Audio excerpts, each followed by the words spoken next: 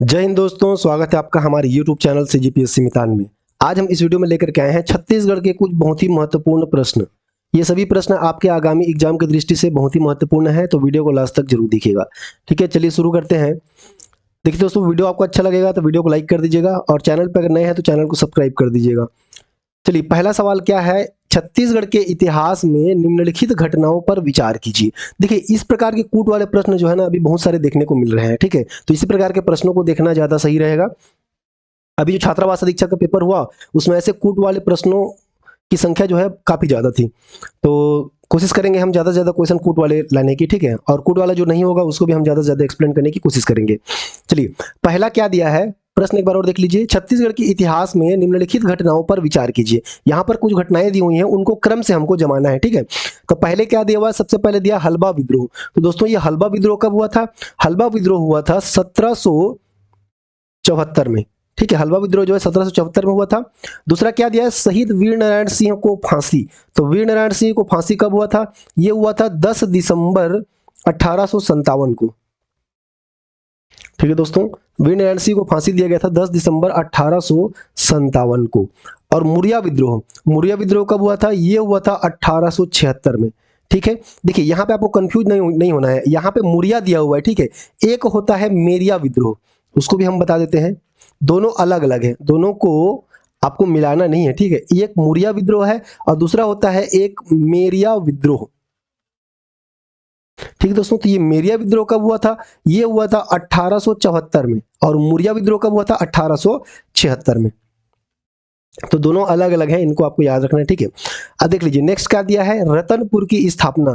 रतनपुर की स्थापना किसने किया था? रत्नदेव प्रथम ने किया था। रत्नदेव प्रथम जो है पहले तुमाड़ का शासक था, उसके बाद उसने क्या किया? रतनपुर नामक नगर बसा करके वहां पर अपनी राजधानी को स्थानांतरित किया। ठीक है, तो जो रत्नदेव प्रथम था उसका शासन काल था 1045 से लेकर के, ठीक है, उसका शासन काल था दोस्तों 1045 से लेकर के 1065 ईस्वी तक उसका शासन काल था। तो संभवतः इसी के बीच में रतनपुर की स्थापना की गई होगी, है। ठीक है, तो देखिए अब सन तो हमको पता चल गया, डिटेल है ना। उसके बाद हम इसको क्रम से जमा देते हैं।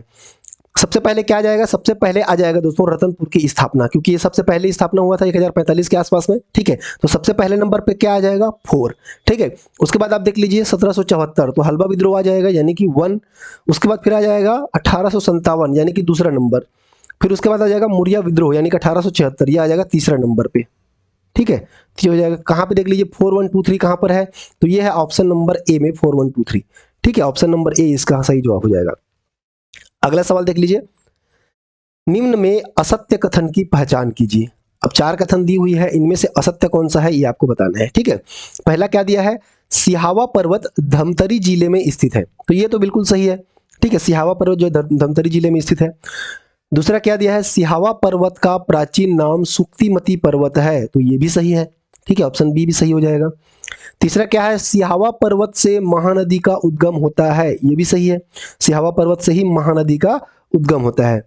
ठीक है, अब अगला क्या दिया है? सिहावा पर्वत में वाल्मीकि ऋषि का आश्रम है। ये गलत है दोस्तों। ठीक है, क्योंकि सिहावा पर्वत में वाल्मीकि ऋषि का आश्रम नहीं है, यहां पे है सप्तश्रृंगी ऋषि का आश्रम। सिहावा पर्वत में है दोस्तों सप्तश्रृंगी, सॉरी ये हो जाएगा सप्तश्रृंगी ऋषि का आश्रम। ठीक है, तो वाल्मीकि ऋषि का आश्रम कहां पर है? वाल्मीकि ऋषि का आश्रम है दोस्तों तुरतुरिया नामक स्थान पर। ठीक है, तुरतुरिया नामक स्थान पर स्थित है। ये किसके लिए प्रसिद्ध है? तो ये लव कुश जन्म स्थली के लिए प्रसिद्ध है। ठीक है, भगवान राम के जो 2 पुत्र थे लव और कुश, उनकी जन्म स्थली इसी स्थान पर हुआ था, ऐसा माना जाता है। ठीक है, चलिए अगला सवाल देखते हैं। शिशुपाल पर्वत कहाँ स्थित है? ठीक है दोस्तों, शिशुपाल पर्वत कहां पर स्थित है? देखिए, ये शिशुपाल पर्वत जो है ना, वो महासमुंद जिला में स्थित है। शिशुपाल पर्वत कहां स्थित है? महासमुंद नामक जिला पर स्थित है। इसकी ऊंचाई कितनी है? इसकी ऊंचाई है 899 मीटर जो है इसकी ऊंचाई है। और यहां पर कौन सा जलप्रपात है? तो यहां पर घोड़ाधार जलप्रपात। ठीक है दोस्तों, घोड़ाधार जलप्रपात कहां पर स्थित है? तो ये शिशुपाल पर्वत में स्थित है।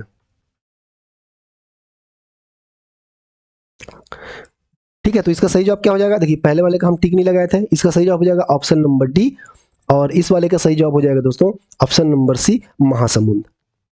अगला सवाल है, छिन्नमस्ता मंदिर अर्थात बिना सिर के मूर्ति का मंदिर कहां पर स्थित है? छत्तीसगढ़ में एक ऐसा भी स्थान है जहां पे एक ऐसी देवी की पूजा की जाती है जिसका सिर नहीं है, ठीक है, सिर्फ धड़ ही धड़ बचा हुआ है। तो वो कौन सी माता का मंदिर है दोस्तों?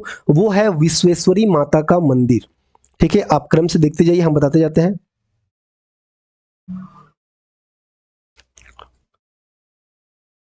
वो कौन सी देवी का मंदिर है? तो वो है विश्वेश्वरी। ठीक है, विश्वेश्वरी माता का मंदिर है, जिनको स्थानीय लोग क्या कहते हैं? स्थानीय लोग कहते हैं हिंगलाज माई का मंदिर। ठीक है, हिंगलाज माई का मंदिर उनको कहा जाता है। ठीक है, ये कहां पर स्थित है? तो ये है दलहा पहाड़ में स्थित है दोस्तों। ठीक है,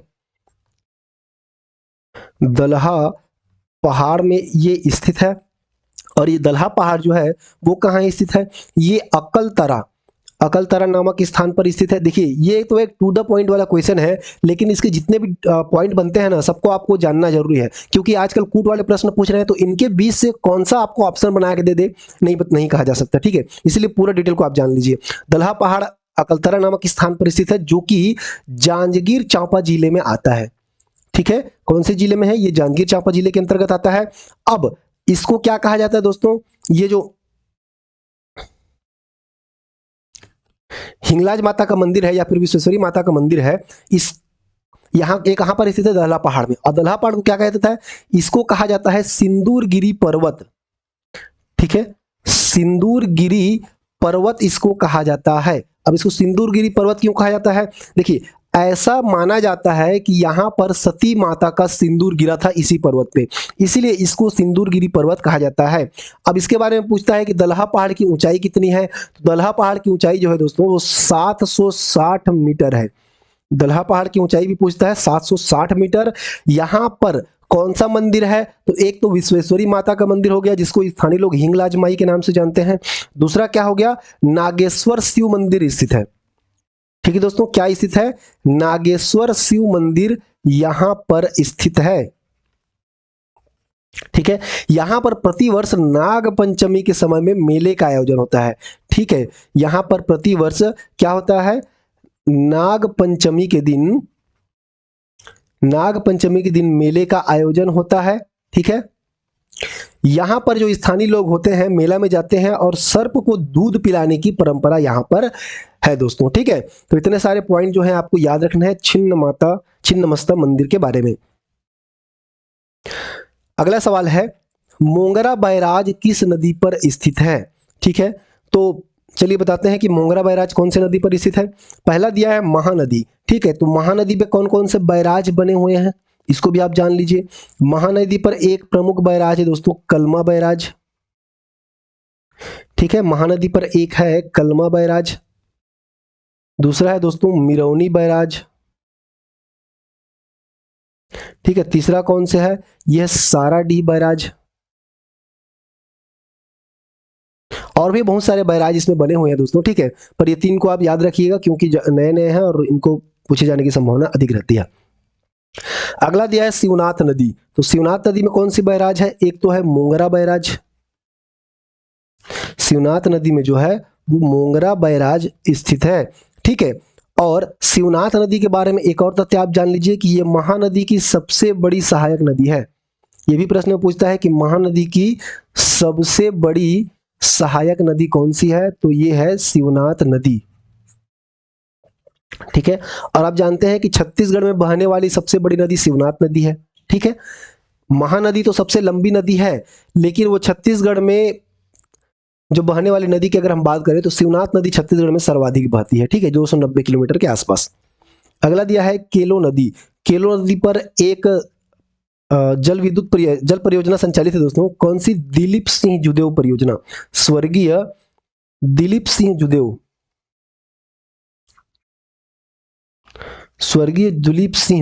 जुदेव परियोजना यहां पर संचालित है। ठीक है दोस्तों, और दूध नदी की अगर हम बात करें तो दूध नदी में क्या है? मलाज कुंडम जलप्रपात।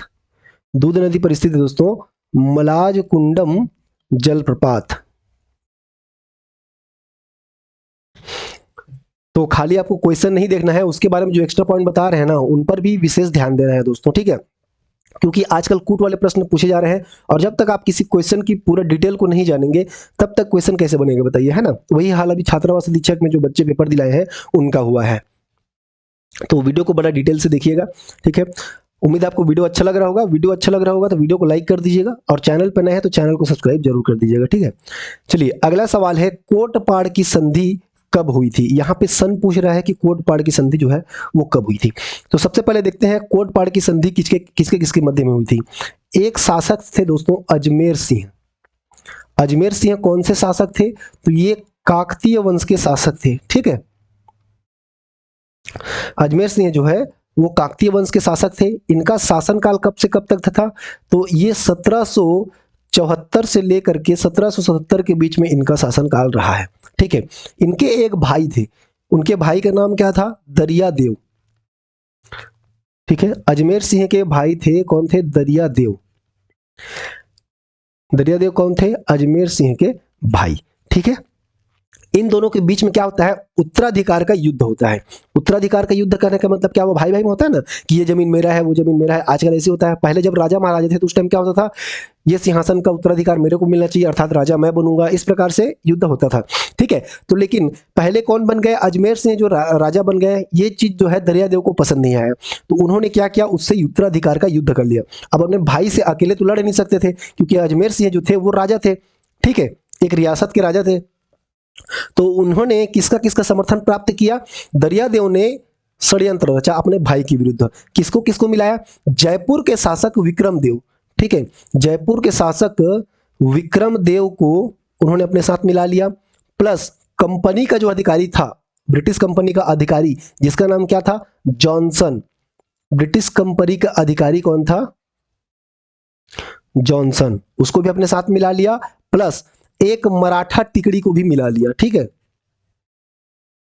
एक मराठा तिकड़ी को भी अपने साथ में क्या कर लिया, सम्मिलित कर लिया। तो इन तीनों को अपने साथ में मिला करके क्या किया, वो अजमेर सिंह के विरुद्ध, ठीक है, उससे युद्ध किया, ठीक है।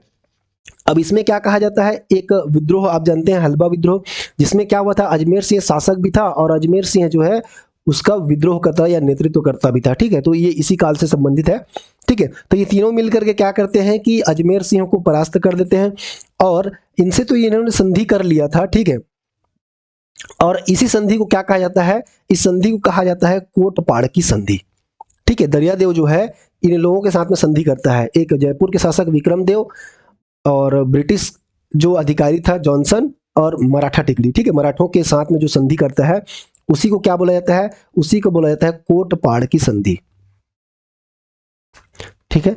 इसको क्या बोला जाता है, कोटपाड़ की संधि कहा जाता है। अब ये कोटपाड़ की संधि जो है कब हुआ था, तो ये हुआ था एग्जैक्ट डेट आप लिख लीजिए, 26 अप्रैल 1978 को, ठीक है। 1977 तक क्या है, अजमेर सिंह का शासन चला, और 1978 में क्या होता है, कोटपाड़ की संधि हो जाती है, जिसके फलस्वरूप विक्रम देव को क्या क्या प्राप्त देना पड़ता है, पहला तो कोटपाड़,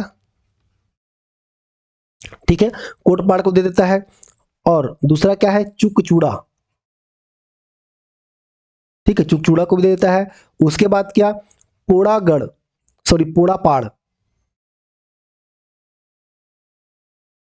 और इसके साथ ही साथ रायगढ़ा, ये रायगढ़ नहीं है दोस्तों, रायगढ़ा है, ठीक है, जो कि बस्तर क्षेत्र में आता है, ठीक है। तो इतने जगहों को क्या करता है, दरियादेव विक्रमदेव को दे देता है, ठीक है। और मराठों को क्या देता है इस संधि के स्वरूप, 59,000 टकोली, ठीक है, 59,000 टकोली प्रति वर्ष, 59,000 टकोली प्रति वर्ष देने का इस संधि में जिक्र होता है, ठीक है। तो यही क्या है, यह है कोटपाड़ की संधि। अब एक चीज आपको यहां पे याद रखना है, जो दरियादेव है, ठीक है, जो दरियादेव है, दरियादेव के ही कारण क्या हुआ था, बस्तर क्षेत्र जो है, बस्तर क्षेत्र क्या होता है, छत्तीसगढ़ का अभिन्न अंग बनता है, ठीक है, दरियादेव के कारण ही क्या होता है, बस्तर क्षेत्र जो है छत्तीसगढ़ का अभिन्न अंग बनता है और इसी के कारण जो है बस्तर क्षेत्र मराठा नियंत्रण में चला जाता है। तो दोनों चीजों को आपको याद रखना है, बस्तर क्षेत्र जो है छत्तीसगढ़ का अभिन्न अंग बनता है दरियादेव के कारण ही, और हमेशा के लिए मराठा नियंत्रण में चला जाता है किसके कारण, दरियादेव के कारण। तो दोनों के नाम में क्या आ जाएगा, दरियादेव आ जाएगा। तो इसका सही जवाब क्या हो जाएगा, सही जवाब हो जाएगा ऑप्शन नंबर बी 1978। अब इसका पहले वाला जो है उसमें हम आंसर टिक नहीं किए थे, ठीक है, तो इसका ऑप्शन हो जाएगा, आंसर हो जाएगा ऑप्शन नंबर बी, और इसके पहले का हो जाएगा अकलतरा ऑप्शन नंबर सी। ठीक है, चलिए अगला देखते हैं, काकतीय वंश के अंतिम शासक कौन थे। ठीक है, तो काकतीय वंश के अंतिम शासक चलिए देख लेते हैं। एक शासक थे दोस्तों जिनका नाम था रुद्र प्रताप देव। ठीक है, रुद्र प्रताप देव का शासनकाल कब से कब तक चला, तो ये 1891 से लेकर के 1921 तक इसका शासन था, रुद्र प्रताप देव का। ठीक है, रुद्र प्रताप देव की पुत्री का नाम था, इनका कोई पुत्र नहीं था, ठीक है, तो इनकी पुत्री ने इनके शासन संभाला। इनकी पुत्री का नाम था प्रफुल्ल कुमारी देवी। ठीक है, प्रफुल्ल कुमारी देवी जो है कौन है, ये छत्तीसगढ़ की एकमात्र या फिर कहे पहला महिला शासिका है। ठीक है, छत्तीसगढ़ की प्रथम महिला शासिका प्रफुल्ल कुमारी देवी जो है वो छत्तीसगढ़ की प्रथम महिला शासिका है, महिला शासिका। ये कौन से वंश से संबंधित थी, तो ये काकतीय वंश से संबंधित थी। ठीक है, अब प्रफुल्ल कुमारी देवी का विवाह होता है दोस्तों, प्रफुल्ल कुमारी देवी का विवाह होता है प्रफुल्ल चंद्र भंजदेव से। प्रफुल्ल चंद्र भंजदेव ये कौन से वंश के थे, तो ये भंज वंश के शासक थे। ठीक है, इनका विवाह होता है, तो प्रफुल्ल कुमारी देवी का विवाह किसके साथ होता है, प्रफुल्ल चंद्र भंजदेव से होता है। ठीक है, अब इनका जो पुत्र होता है, इन दोनों का पुत्र होता है, ठीक है, वो पुत्र का नाम क्या होता है, प्रवीर चंद्र भंजदेव।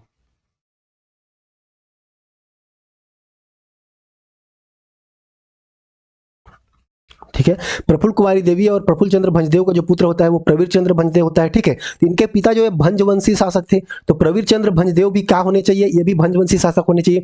लेकिन ये अपने आप को क्या समझते हैं, ये अपने आप को कहते हैं ये काकतीय वंश के शासक हैं। इन्होंने एक ग्रंथ लिखा, ठीक है, प्रवीर चंद्र भंजदेव ने एक ग्रंथ लिखा।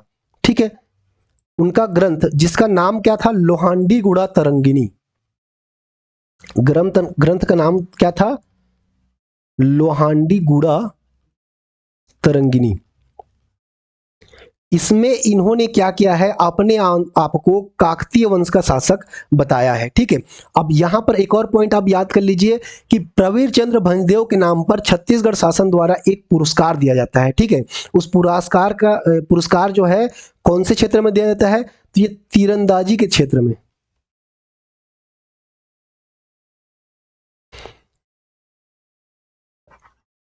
ठीक है, प्रवीर चंद्र भंजदेव के नाम पर तीरंदाजी के क्षेत्र में पुरस्कार दिया जाता है छत्तीसगढ़ सरकार के द्वारा। ठीक है, और यही जो है प्रवीर चंद्र भंजदेव ये कौन हुए, काकतीय वंश के अंतिम शासक हुए। ठीक है, इतना डिटेल में हम इसलिए बता रहे हैं ताकि कूट वाले प्रश्न जब आपको इसके अंदर से पूछे तो आपसे बन जाए। ठीक है, तो प्रवीर चंद्र भंजदेव जो थे वही कौन थे, अंतिम शासक थे। उसके बाद इन्होंने क्या किया, भारत के विलय पत्र पर हस्ताक्षर कर दिया। ठीक है, इनका शासनकाल कब से कब तक था, तो देखिए इनका शासनकाल था दोस्तों 1936 से लेकर के 1966 तक इनका शासनकाल चला है। ठीक है, उसके बाद 1966 में क्या हुआ, पुलिस के द्वारा मुठभेड़ में क्या हुआ था, इनको गोली लग जाता है, फिर इनकी मृत्यु हो जाती है। उसके पहले ये क्या कर चुके थे कि भारत संघ में विलय होने के लिए हस्ताक्षर कर चुके थे। तो काकतीय वंश के अंतिम शासक कौन हो गए, प्रवीर चंद्र भंजदेव। ऑप्शन नंबर सी जो है इसका सही जवाब हो जाएगा। अगला सवाल देख लीजिए, बस्तर के काकतीय वंश के शासनकाल का क्रम है। ठीक है, शासनकाल का क्रम आपको बताना है, तो सबसे पहले तो आपको पता होना चाहिए कि किस शासक ने कब से कब तक शासन किया था। तो सबसे पहले दिया है भैरव देव। ठीक है, भैरव देव ने 1410 से लेकर के 1468 तक शासन किया था। यहां पे एक नाम मिलता जुलता आता है भैरम देव, आपको कंफ्यूज नहीं होना है। ठीक है, भैरम देव भैरम देव ने कब से कब तक शासन किया था? तो इसने 1853 से लेकर के 1891 तक शासन किया था। तो आपको कंफ्यूज नहीं होना है भैरव देव और भैरम देव में, ठीक है। उसके बाद है भूपाल देव। तो भूपाल देव ने शासन किया था 1842 से लेकर के 1853 तक, ठीक है। उसके बाद दिया है रुद्र प्रताप देव। तो रुद्र प्रताप देव ने 1891 से लेकर के 1921 तक शासन किया था। उसके बाद आता है अजमेर सिंह। तो अजमेर सिंह ने 1774 से लेकर के 1777 के बीच में शासन किया था, ठीक है। तो आप इसको क्रम से जमा दीजिए, क्या क्या होगा। सबसे पहले क्या आ जाएगा? सबसे पहले नंबर पे आ जाएगा दोस्तों भैरव देव, ठीक है। भैरव देव क्या हो जाएगा? 1410 में इसने शासन किया था, इसलिए क्या आ जाएगा? सबसे पहले आ जाएगा 1 नंबर, ठीक है। उसके बाद क्या आ जाएगा? दूसरे नंबर पे आ जाएगा अजमेर सिंह, ठीक है। अजमेर सिंह यानी कि 4। उसके बाद किसने शासन किया था? ये क्रम से नहीं है, पर शासन काल का क्रम हम जमा रहे हैं, ठीक है। तो उसके बाद इसके ऑप्शन के हिसाब से क्या हो जाएगा? 1842 वाला, अर्थात भोपाल देव, यानी कि दूसरा नंबर, ठीक है। उसके बाद में फिर कौन आ जाएंगे? उसके बाद आ जाएंगे रुद्र प्रताप देव, जिसने 1891 में शासन किया था, ठीक है। तीसरा नंबर आ जाएगा, ठीक है। तो पहले क्या हो गया? अजमेर सिंह। दूसरे नंबर पे पहले नंबर पे आ जाएगा भैरव देव, फिर उसके बाद दूसरे नंबर पे आएगा अजमेर सिंह, फिर तीसरे नंबर पे क्या आ जाएगा? भोपाल देव, फिर चौथे नंबर पे आ जाएगा रुद्र प्रताप देव, ठीक है। तो ये चारों हो गए, ठीक है। 1 4 2 3 ऑप्शन किस में है? देख लीजिए 1 4 2 3 ऑप्शन नंबर सी में। अगला सवाल है, सिकसार परियोजना किस नदी पर स्थित है? यहां पे आपको नदी बताना है, ठीक है, कि सिकसार परियोजना जो है वो कौन सी नदी पर स्थित है। तो चलिए बताते हैं। सिकसार परियोजना जो है दोस्तों वो कौन सी नदी पर स्थित है? ये स्थित है पैरी नदी पर, ठीक है। जिला अगर आपसे पूछे कि कौन से जिले में है, तो ये है गरियाबंद जिले में। और यहां से इसकी स्थापना कब की गई थी, ठीक है, या इस परियोजना का शुरू कब किया गया था? तो 1995 में। 3 चीजें आपको याद रखना है, ठीक है। अब यहां पर एक नदी दिया हुआ है खारंग नदी, इसके बारे में थोड़ा सा जान लीजिए, ठीक है। खारंग नदी पर क्या है? खारंग जलाशय निर्मित है। खारंग नदी पर खारंग जलाशय निर्मित है, जिसका पूर्व नाम क्या है? संजय गांधी जलाशय, ठीक है, इसका पूर्व नाम है। और वर्तमान में इसको क्या कहा जाता है? खूंटा घाट बांध। इसको खूंटा घाट बांध या फिर खूंटा घाट जलाशय कहा जाता है, ठीक है। तो इसका सही जवाब क्या हो जाएगा? ऑप्शन नंबर डी, पैरी नदी। और आज का हमारा लास्ट सवाल है दोस्तों, रानी दरहा जलप्रपात कहां पर स्थित है? ठीक है, रानी दरहा जलप्रपात। तो देखिए जसपुर में जो है ना वो क्या है? रानी दाह जलप्रपात। आप शब्दों को विशेष ध्यान दीजिएगा, क्या दिया है? रानी दाह जलप्रपात। कहां पर स्थित है? जसपुर में, ठीक है। कबीरधाम में जो स्थित है वो है रानी दरहा जलप्रपात। नाम समुच्चारित है, समुच्चारित का मतलब क्या हुआ? इसका उच्चारण समान समान है, ठीक है।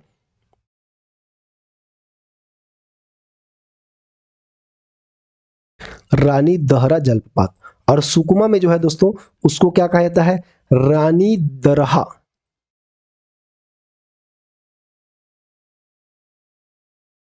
रानी दरहा जलप्रपात, ठीक है। तो सब नाम समान समान लग रहा है, ठीक है, पर अलग अलग है। जसपुर में है रानी दाह, कबीरधाम में रानी दहरा, सुकमा में है रानी दरहा, और बलरामपुर में पवई जलप्रपात है, ठीक है, पवई जलप्रपात।